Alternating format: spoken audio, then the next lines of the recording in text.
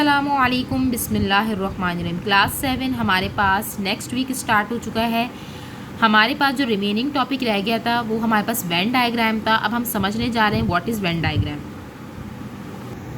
What is Venn diagram? Sets can be represented in the form of a diagram called a Venn diagram. किसी भी set को अगर हम represent कर रहे हैं by the help of diagram, जिसे हम उसका स्पेसिफिक नेम होता है सेट्स के अंदर, उसे हम वेन डायग्राम कहते हैं।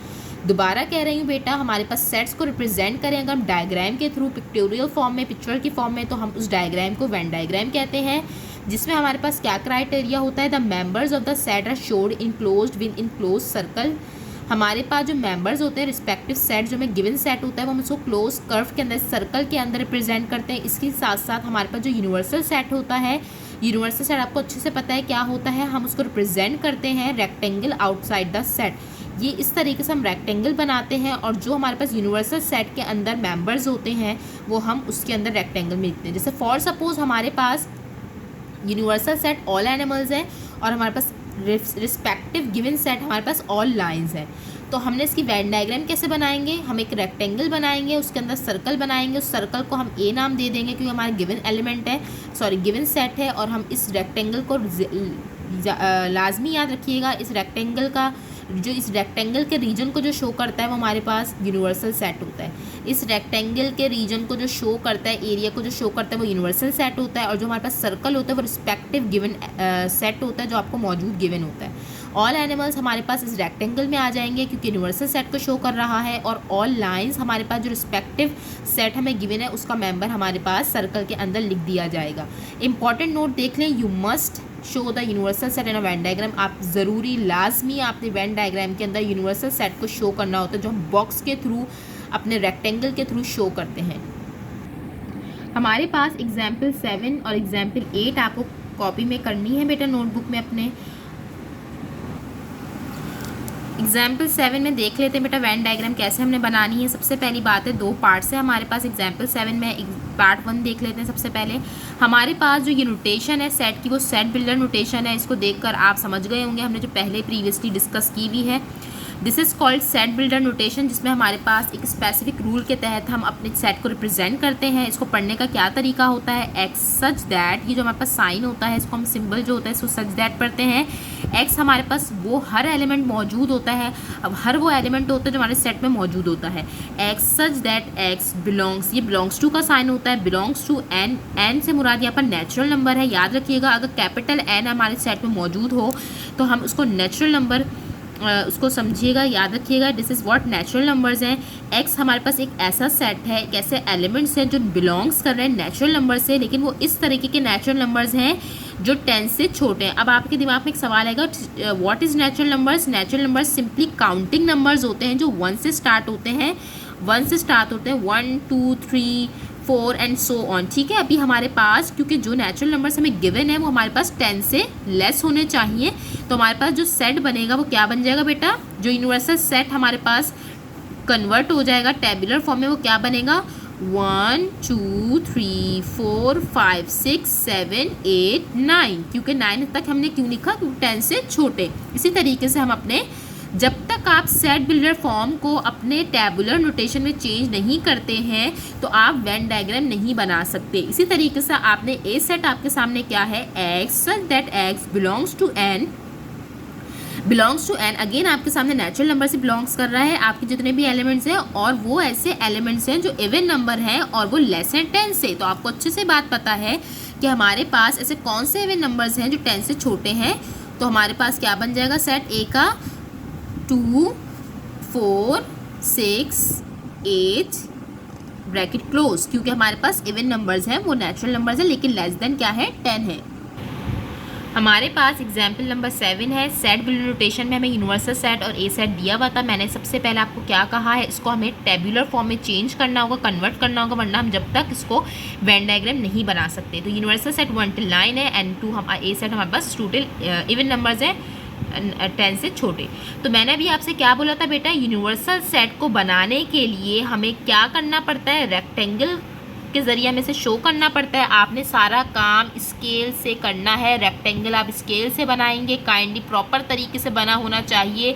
रेक्टेंगल रीजन, रेक्टेंगल का एरिया हमारे यूनिवर्सल सेट को शो करता है। You for universal set, rectangle का रीजन हमारे पास यूनिवर्सल सेट को शो करता है। और जो रिस्पेक्टिव गिवन सेट होता है उसके लिए हम कर्व्ड यानी सर्कल बनाते हैं। हम सर्कल बनाते हैं, सर्कल के लिए आप कोई गोल राउंड शेप राउंड आप चीज़ यूज़ कर सकते हैं, या फिर compass is best for this circle, compass use कीजिएगा। अब बहुत बड़ी बड़ी वेन डायग्राम्स ना बनाइएगा, नॉर्मल जो है साइज़ की हो आपके पास।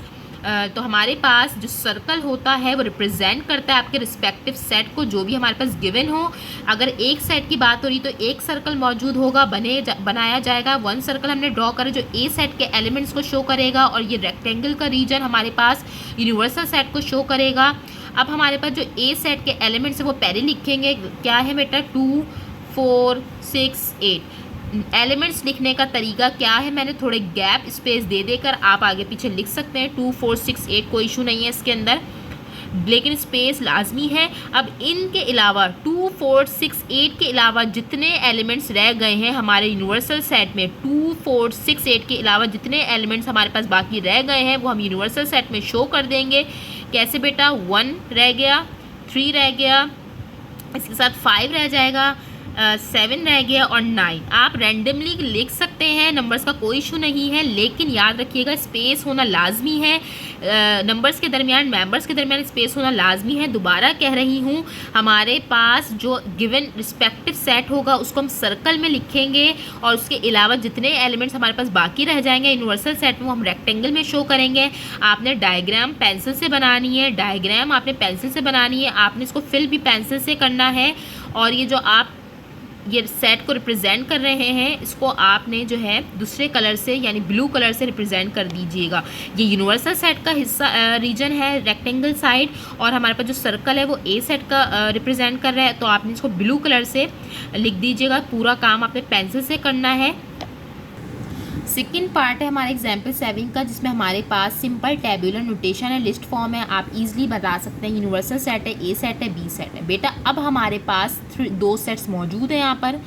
यू सेट का तो काम बेटा मैं आपको बता चुकी। यूनिवर्सल सेट के लिए आपने सिंपली क्या बनाना होता है? रेक्टेंगल रीजन बनाना होता है। अगर हमारे पास 2 सेट्स की बात हो तो हमने 2 सर्कल तो बनाने ही बनाने, लेकिन हमें पहले ये चेक करना है इन दोनों सेट्स में कि ये दोनों एक दूसरे में इसके दरमियान क्या रिलेशन है। अगर देखा जाए तो 5 और 6 रिपीटेड है, दोनों कॉमन है। 5 भी बी में आ रहा है, 5 दोनों ए सेट में भी आ रहा है, बी में भी आ रहा है, और 6 भी हमारे पास ए सेट में भी आ रहा है और बी सेट में। तो इसकी कैसे वेन डायग्राम बनेगी? सबसे पहले तो मैं आपको बता देती हूँ। हमने जो है एक सर्कल बनाना है इस तरीके से। ये हमारे पास किसको शो करेगा? ए के सेट को। उसके बाद हमने जब भी हमारे पास कॉमन एलिमेंट्स होंगे, जब भी हमारे पास दोनों सेट्स में कॉमन एलिमेंट्स मौजूद होंगे, जब भी हमारे पास दोनों सेट्स में रिस्पेक्टिव सेट्स में जो भी हमें गिवन हो कॉमन एलिमेंट्स मौजूद होंगे। मैं दोबारा कह रही हूँ, यू से चेक नहीं करना, जो इसके अलावा सेट्स मौजूद हों उसके अंदर चेक करना। अगर हमारे पास कॉमन एलिमेंट्स होंगे तो हमारे पास सर्कल इस तरीके से जॉइन हो जाएगा। ये वाला जो हमारे पास हिस्सा है ये हमारे पास कॉमन एलिमेंट्स को शो करेगा, जो कि 5 है और 6 है। जो कि हमारे पास 5 और 6 है, जो दोनों में कॉमन थे, जो हमारे पास ए में भी था और बी में भी था, हम उसको इस जगह पर हमारे पास लिखा जाएगा। अब हमारे पास ए सेट में क्या रह गया? 2 3 4 एलिमेंट्स रह गए हैं, और इसी के साथ साथ हमारे पास बी सेट में क्या रह गए? 7 8 9। दोबारा कह रही हूँ, हमारे पास 2 सर्कल तब बनेंगे इस तरीके से जब हमारे पास दोनों सेट में कॉमन एलिमेंट्स पाए जाएंगे। हमारे पास इस तरीके से, यानी इंटरसेक्शन में भी हम कॉमन निकालते हैं ना बेटा, तो हमारे पास वही तरीका है कि, लेकिन इसको बनाएंगे कैसे? इस तरीके से। और उसके बाद फिर हम रेक्टेंगल ड्रॉ करेंगे। रेक्टेंगल का रीजन किसको शो करेगा बेटा? मेरे यूनिवर्सल सेट को शो करेगा। इन सारे एलिमेंट्स के अलावा जो हमने इन दोनों सर्कल में लिख दिए हैं, इसके अलावा हमारे पास जो एलिमेंट बचेगा वो यूनिवर्सल सेट में लिखा जाएगा। तो देखिए हमारे पास 2 भी लिख लिया गया, 3 भी हो गया, 4 भी हो गया, 5 भी हो गया, 6 भी हो गया, 7 भी हो गया, 8 भी हो गया, 9 भी हो गया। इन सब आ गए ना, सिर्फ वाहिद 1 के, तो जस्ट 1 ही लिख देंगे। दोबारा कह रही हूँ, यूनिवर्सल सेट में उस रीजन में, रेक्टेंगुलर रीजन में हमारे पास जस्ट वो एलिमेंट लिखा जाएगा जो हमारे पास रह जाएगा इन दोनों सर्कल्स में लिखने के बाद। दोबारा कह रही हूँ, ये सारा काम पेंसिल से होगा और ए बी रिस्पेक्टिव एलिमेंट्स को सेट्स को हम ब्लू कलर से लिख दीजिएगा और ये भी आपने ब्लू कलर से लिखना है। बाकी आपने सारा पेंसिल से काम करना है।